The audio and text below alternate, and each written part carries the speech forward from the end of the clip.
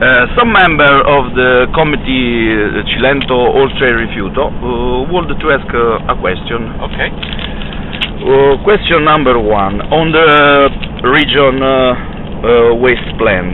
Yes. What do you think about our region waste plan? I think it's disgusting.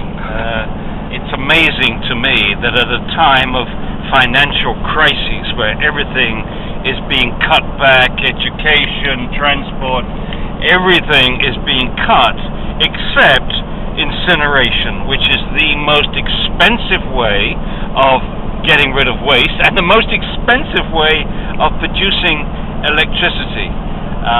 There's only one explanation for this, and that is corruption, because it's not a rational, reasonable decision. Because if you are to look at what is happening in places like California and even in Italy, it's not necessary.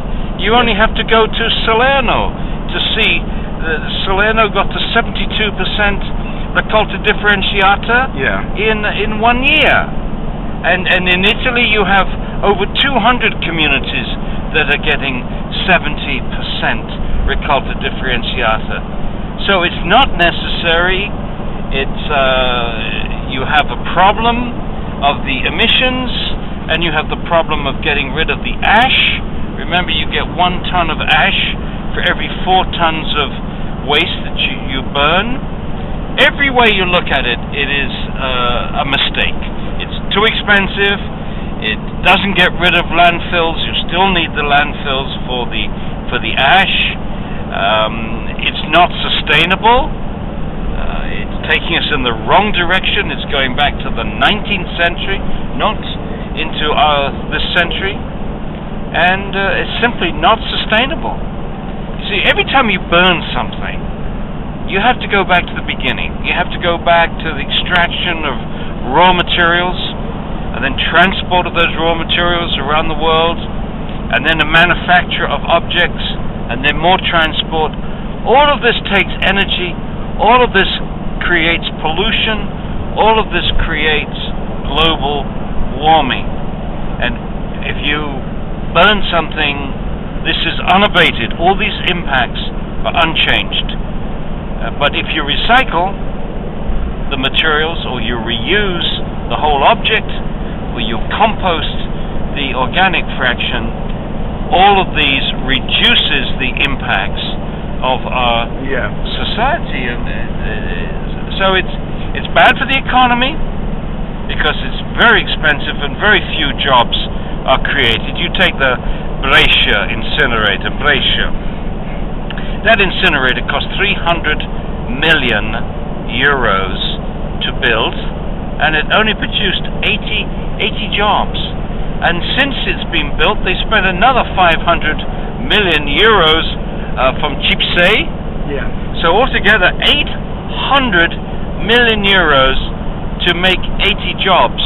You get 10 times that number of jobs with recycling, reuse, and composting.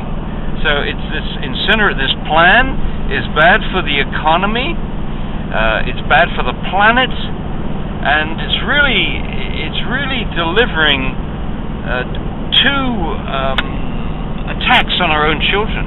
On the one hand, we are leaving them a legacy of toxics in our food, in our soil, in our landfills, and at the same time we are reducing the amount of finite resources that they will have for themselves and their children and their children's children. So it's a very foolish plan. Second question. Which is the system that's considered most appropriate for a national park and its contiguous areas, consisting on a small countries with just about 200,000 residents, with big season production only on the coast? Yes. Well, look, you have to remember, it's very simple to begin with. Waste is made by mixing. And the moment you mix it together, there is no solution. When you mix it together, then the only preoccupation is getting rid of it. Either you get rid of it to a landfill, or you get rid of it to an incinerator. If, on the other hand, you source separate, then you are separating the materials that can be used again in recycling, the objects that can be repaired and reused again, and the organics which can be composted, particularly the organics. And in the climate, in the southern climate of Italy, where vegetation grows fast, a lot of wonderful food and vegetables and so on, a big 30-40% of your waste material can be easily composted. And we need to compost for many reasons. One is we need the nutrients back in the soil. Two, it's better for holding on to moisture, water, so that helps to fight erosion. And three, of course, it holds on to the carbon, which if you burnt it becomes carbon dioxide, which contributes to global warming. But with composting, you leave the carbon in the bits of wood and cellulose, which remains in the soil for months, maybe years. So, source separation, porta a porta, door-to-door collection, composting, recycling, facilities for reusing and repairing and creating jobs, and linking to other businesses like deconstruction of old buildings. And then we have waste reduction, things that we can do at the government level, and the business level, like banning plastic bags, taxing plastic items, throwaway items, and getting more stores to use refillable bottles, and making sure we get rid of disposable items and have reusable items, like panolini is a big item. And then a very successful addition to this would be the pay-by-bag system, where the recyclables and compostables there's no surcharge for, but the residual fraction there is a surcharge. So whatever your basic taxes are in the area, however that's constructed, there will be an extra charge for the residual fraction. And when we do that in communities, we always find that the amount of waste generated goes down, because the moment you start having to pay money for something, you think about it.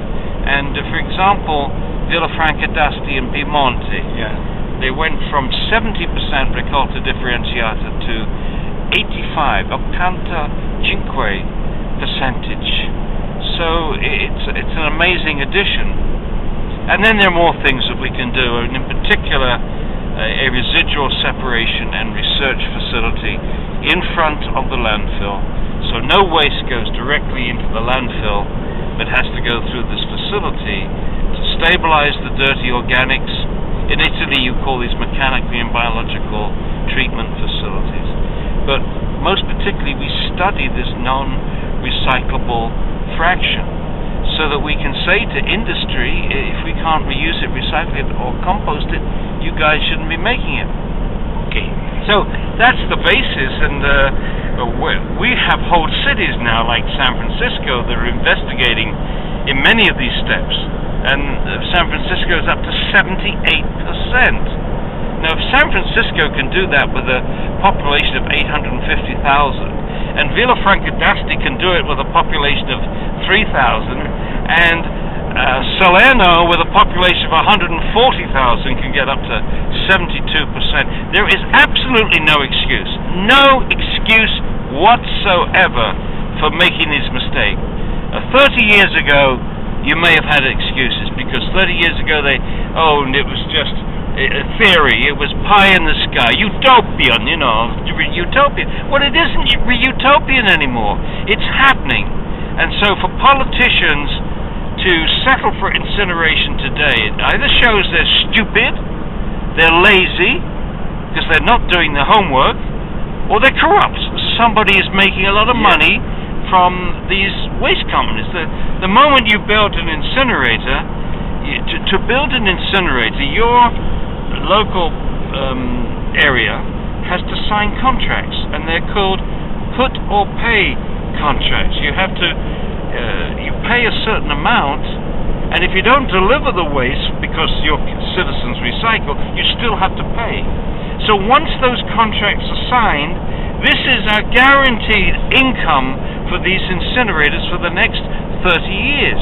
This is like printing money for them.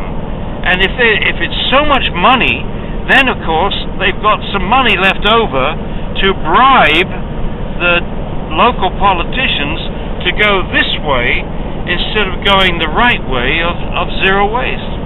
In our region, we are no more rescues. In Campania, no more excuses. No more excuses. And look, and I missed out the most important thing. Naples itself, long been the symbol of the worst waste management in the world. On October the 3rd, and I was there in Naples, October the 3rd, the mayor announced they're going to go zero waste. Well, if Naples is prepared to do that, then the rest of Campania should be able to do this. Yeah.